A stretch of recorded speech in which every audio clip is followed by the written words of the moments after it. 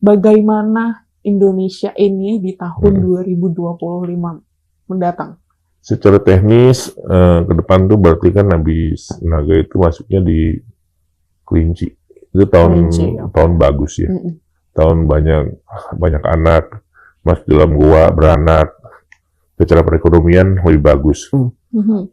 Kalau saya melihat pemerintahan masa lalu yang sebelum sekarang, walaupun masih ada cawe-cawe, tapi tidak bisa mengatur sampai bagaimana dengan pemerintahan yang baru ini. Karena yang pemerintahan yang baru kelihatannya lebih tegas, kuat juga, dan kemudian juga memang mendapatkan banyak dukungan, bukan cuma dari Indonesia, tapi dari negara-negara di luar. Pergerakan perekonomian awal seperti tersendat-sendat. Tapi ke depan setelah itu akan ada banyak perbaikan-perbaikan yang signifikan. Ada beberapa perbaikan yang tadinya secara mendasar sulit mendapat perbaikan, terjadi perbaikan di tahun ini dan ke depan.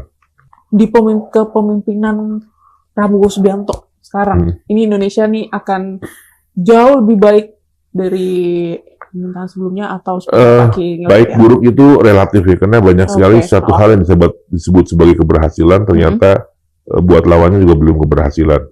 Banyak juga yang disebut sebagai ketidakberhasilan, tapi sebetulnya bagi masyarakat adalah sebuah prestasi. Hal ini adalah satu hal yang selalu bergulir. Banyak cerita-cerita yang sepertinya ketidakpahaman, tapi membuat satu opini, kemudian opininya melebar. Di tahun ini akan banyak seperti itu, banyak opini-opini salah, banyak perkembangan yang berkaitan dengan prediksi-prediksi yang nggak benar. Tetapi yang saya lihat tahun ini sebetulnya, karena itu unsurnya kayu terjadi banyak pencerahan. Karena unsurnya kayu terjadi banyak kehidupan baru. Manakala air masuk, kayu itu akan tumbuh. Akan bertumbuh, berkembang, menjadi bunga, menjadi buah, seperti itu. Jadi secara teknis, banyak tokoh-tokoh baru yang akan muncul, yang akan memperkenalkan Indonesia, yang akan membuat harum. Tadinya biasa menjadi pebisnis hebat. Tadinya biasa jadi pemilik pabrik, seperti itu. Di tahun ini tuh tahun yang sebetulnya kalau kita mau ngapa-ngapain yang mulai usaha tuh bisa dicoba. Itu akan jadi baik. Nah, di pemerintahan Prabowo di 2025 besok, apakah ada fenomena besar yang terjadi di pemerintahan gemuknya sekarang ini? Ya, kalau dikatakan gemuk, ya pasti gemuk ya. Kita berharap semuanya bisa menjadi gemuk ya. Jadi bukan cuma pemerintahannya yang gemuk, tapi juga tentu masyarakatnya bisa gemuk-gemuk. Bukan berarti gemuk tambun, tapi gemuk dan sehat. Nah, kalau gemuk dan tambun, waduh, kayak saya nih. Ada fenomena besar yang terjadi di pemerintahan Prabowo? Ya, tentu saya masih melihat peristiwa-peristiwa, namanya gini ya, orang mengambil hak orang itu salah. Dari dulu udah salah, tapi namanya hal itu, tapi tiap tahun itu selalu ada tuh. Nah, di tahun ini ada yang membuat heboh adalah orang yang selama ini terkenal dengan baik-baik, terkenal dengan kalau bicara tuh halnya berkaitan dengan kamu nggak boleh ini, nggak boleh itu, kamu secara teknis orang menganggap dia sebagai tokoh agama, tokoh masyarakat. Nah, orang tersebut nanti akan terlibat kasus korupsi dan nanti akan jadi heboh. Oh iya aja begitu gitu. Di tahun 2025. Ya. Ciri-cirinya tokoh agama. Tadi nyebut tokoh agama. Ya, jadi memang kalau orang yang selalu jadi panutan kan tentu orang secara umum akan selalu punya harapan sangat positif kan. Tapi orang ini dengan harapannya itu membuat masyarakat banyak kecewa tuh. Ternyata begitu terjadi, kok ternyata dia begini gitu. Sekarang dia ada di kabinet. Wah, saya nggak nyebutin. Nah, kalau orang yang menonjol di pemerintahan sekarang di 2025, yang menonjol sebenarnya banyak, karena sekarang tuh banyak sekali tokoh baru. Tadi saya udah katakan bahwa unsur kayu itu banyak menyerap air, banyak memberikan penumbuhan baru. Jadi banyak tokoh baru, justru banyak orang-orang yang awalnya tidak siapa-siapa, bukan apa-apa di zamannya, tapi di tahun ini melejit menjadi sesuatu, bisa membuat apapun gitu. Contohnya Gibran. Ya, saya masyarakat biasanya menilai kalau gitu-gitu ya. Jadi banyak orang yang nggak disangka-sangka kok jadi hebat banget gitu. Itu kan ada banyak di tahun ini. Oke, di pemerintahan ini yang akan lebih dominan itu apakah Pak Prabowo-nya atau apa Mas Gibran ya? tentu Prabowo, jadi bagaimanapun secara senioritas, Hmm. secara kemampuan, secara pengetahuan, pengalaman, dan lain-lain, jauh. Jadi artinya akan menjadi dominasi lah. Dominasi dalam perkembangan ke depan, tapi tentu kembali lagi bahwa dominasinya dominasi baik.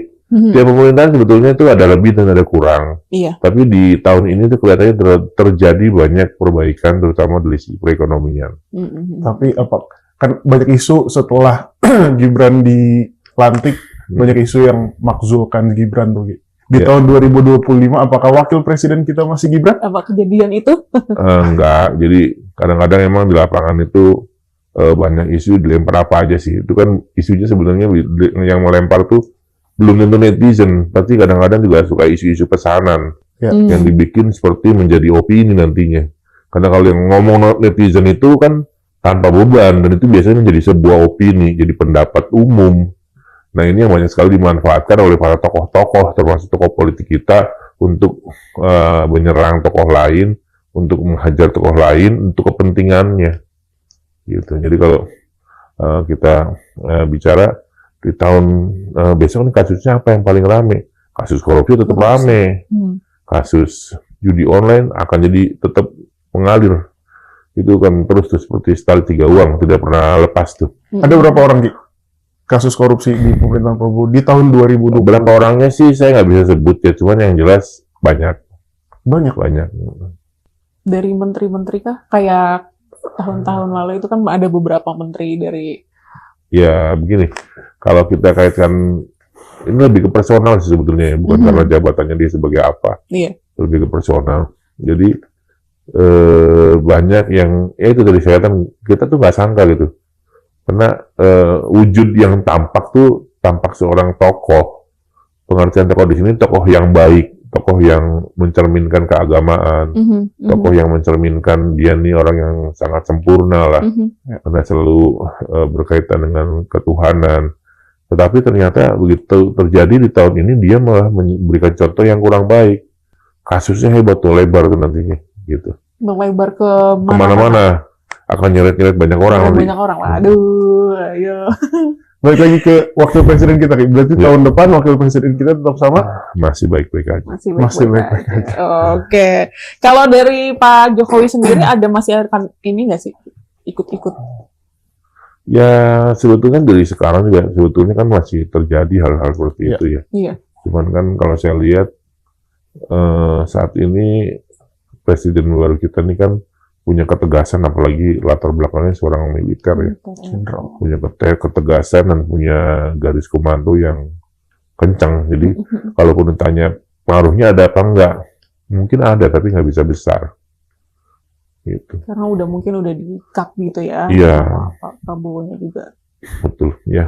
Kurang dari sebulan lagi kan kita menghadapi pilkada, Ki. Berarti Oh, ya. dalam tanda kutip pasiennya Ki Kusumo nih lagi banyak nih. Iya. Itu mereka tuh minta apa aja sih, Ki? Ya tentu biar menang lah. Hmm. Saya sih selalu bercanda-bercandaan di internal saya tuh. Mhm. Pilkadut sih bilangnya tuh. Pilkadut. Kenapa pilkadut, Ki? Ya pemilihan kepala dangdut. Oke. Karena dalam pilkada tuh selalu bergoyang, jadi berdangdut terus. Selalu bergoyang, jadi banyak hal yang ada poin-poin yang sebetulnya ini menjadi sebuah rahasia umum. Mhm. Namanya pilkada, pileg dan lain-lain itu banyak sekali namanya kecurangan-kecurangan yang nyata gitu. Mhm. Ada kecurangan yang tidak nyata, ini yang nyatanya aja masih bisa dimenangkan gitu. Nanti endingnya yang protes sama protes, yang jadi mah jadi. Yang protes sama protes, yang dilantik mah dilantik. Tetap aja itu berjalan terus aja gitu ya. Betul, dan itu tetap terjadi tuh.